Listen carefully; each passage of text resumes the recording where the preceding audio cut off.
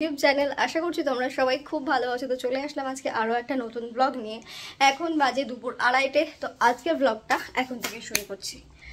তো এখন খাওয়া দাওয়া করবো।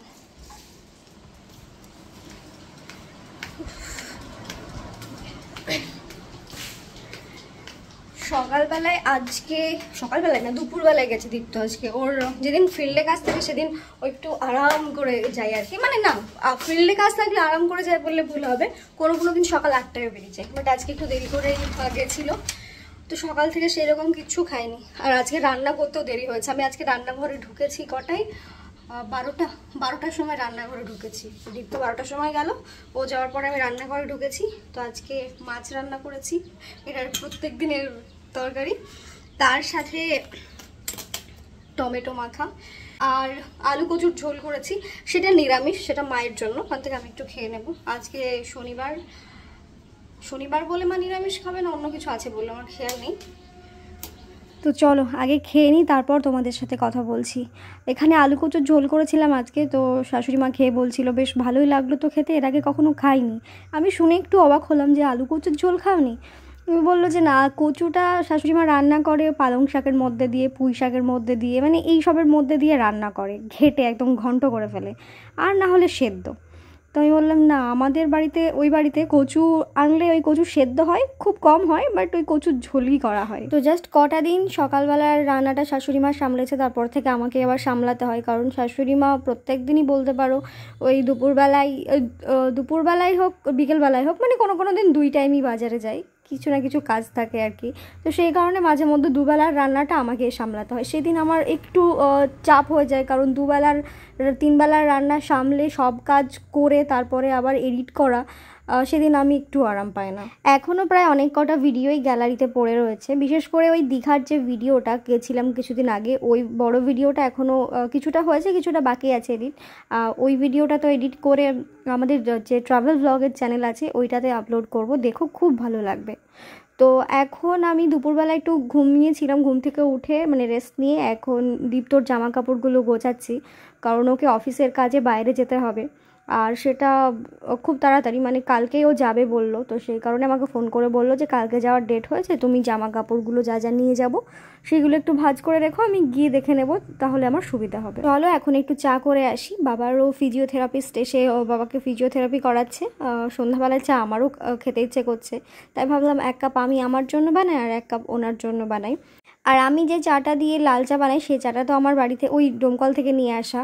তো ওইটা শেষ হয়ে যাওয়ার কারণে শ্বশুরমশাইয়ের চা নিয়েই চা করছি। ওটা একটু গ্রিন টি টাইপ, শ্বশুরমশাইয়ের যে চাটা খায়।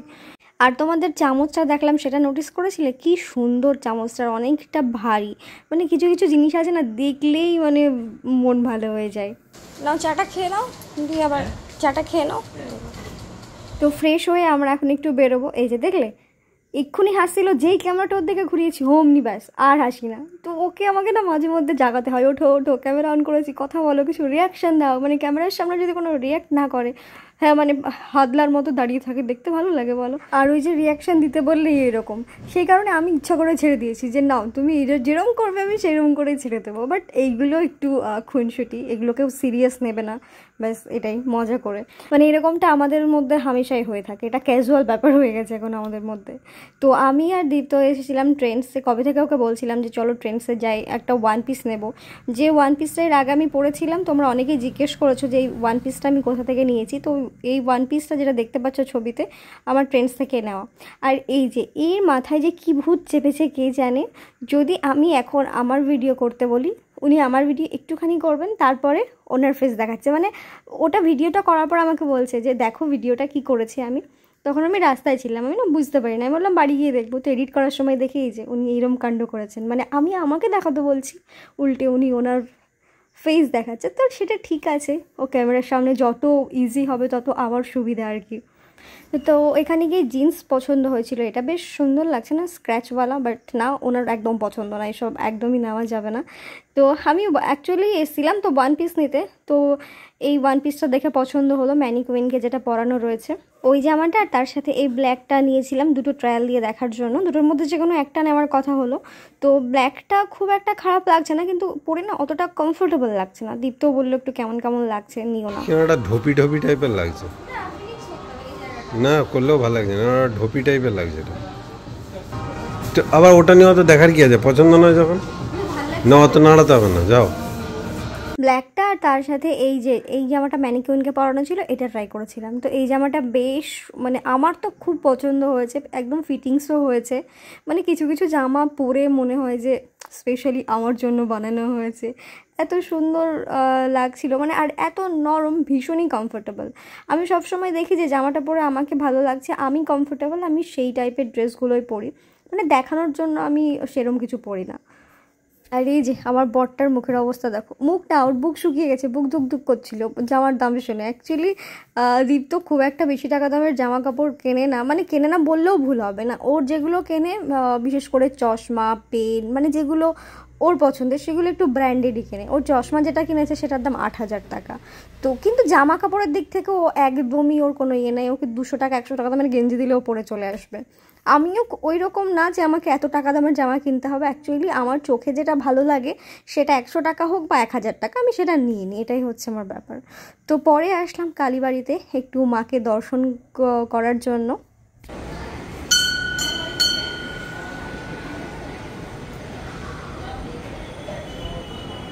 তারপর আমাকে বলছে, আমি তো তোমাকে জামা কিনে দিলাম, এবার তুমি আমাকে কি খাওয়াবে বলো। তো আমি বললাম যে চলো তুমি যা খাওয়াবে তাই খাওয়াবো। তো আমাকে বললো যে মোমো খাবো। তো এখানে এসে একটা স্টিম মোমো নিয়েছিলাম।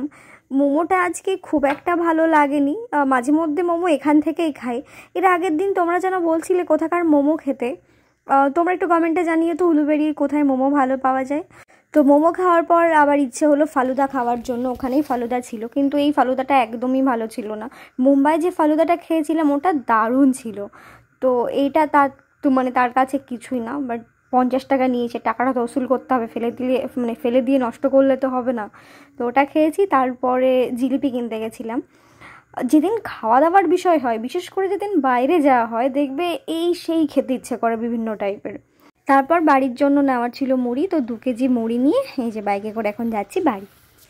দীপ তো মাঝে মধ্যে বলে যে তুমি আমাদের এখানে আসলে কেমন হয়ে যাও, তোমার এখানে একদম ভালো লাগে না, তুমি এখানে আসলে একদমই বাইরে বেরোতে চাও না, অথচ তুমি ডোমকলে গেলে ক্লাব ক্যাফে যাও, এখানে যাও সেখানে যাও, এই সেই।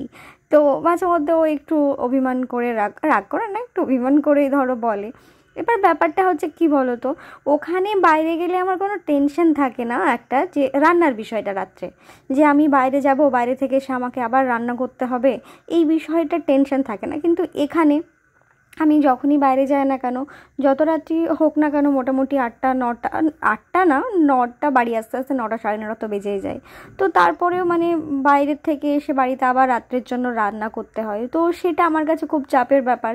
সেই কারণে আমি সহজে এখান থেকে মানে এই বাড়ি থেকে বাইরে কোথাও বেরোতে যাই না। এবার টানা একভাবে বাড়িতে থাকতেও দেখবে ভালো লাগে না, তাই মাঝে মধ্যে মানে যখন ইচ্ছে হয়, সপ্তাহে একবার, 10 দিনে একবার দীপ্তকে বলি যে চলো একটু ফুচকা বা মোমো খেয়ে আসি বা এরকম। তো ওকে আমি বোঝাতে পারি না যে আমাকে বাইরে থেকে গিয়ে বাইরে এত ঘোরাঘুরি করে এত কিছু করে আবার বাড়ি গিয়ে গরমের মধ্যে রান্নাঘরে ঢুকে রান্না করাটা, যারা রান্নাঘরে রান্না করে তারা বুঝবে যে বাইরে থেকে এসে রান্না করাটা কতটা ডিফিকাল্ট। এবার প্রত্যেক দিন বাইরের খাবারও খাওয়া পসিবল হয় না, কারণ এখানে সত্যি কথা বলতে আমাদের ডোমকলের তুলনায় এখানে বাইরের খাবারের দাম প্রচুর। তো আজকে রাত্রের জন্য রান্না হচ্ছে পরোটা আর আলুর দম। আলুর দম ওইদিকে হয়ে গেছে, এখন পরোটাটা ভেজে নিচ্ছি। আজকে যেহেতু নিরামিষ, আলুর দমটা একদম নিরামিষভাবেই করেছি। এখন বাজে রাত্রি 11:15 পার হয়ে গেছে, আর এখন আমাদের খাওয়া দাওয়া হচ্ছে, মানে হচ্ছে বলতে এইমাত্র নিয়ে আসলাম। আজকে রাত্রে পরোটা করেছিলাম, আজ পরোটা, আলুর দম, এখানে কচুর তরকারিটা করেছিলাম তখনকার, পেঁয়াজ। দুপুরকার রে বাবা, সবাই জানে, দেখেছে, দুপুরকারও বলা যায়, ঠিক আছে, সব সময় কথা ধরলে ভাল লাগে না। এখানে পেঁয়াজ আর এখানে আম, মা আম নিয়েছিল আজকে নিয়ে এসে হিমসাগর আম। তো আমি বলছি কবে থেকে যে পায়রোটা খুলে ফেলো, কালো হয়ে গেছে। হ্যাঁ হয়েছে। তো যাই হোক, চলো আজকের ভিডিও, তোমরা আমাদের সঙ্গে খাও আর আমাকে বন্ধ কর। তো যাই হোক, চলো আজকের ভিডিওটা এই পর্যন্ত শেষ করছি। সবাই ভালো থেকো, সুস্থ থেকো, সাবধানে থেকো, টাটা। আজকের মুখ দেখাচ্ছি না কারণ চোখ মুখ, কালকে কমেন্ট করে জানিও। হ্যাঁ জানিও তো, আরেকবার বলে দাও তো। না না বলো না। ওকে চলো, টাটা।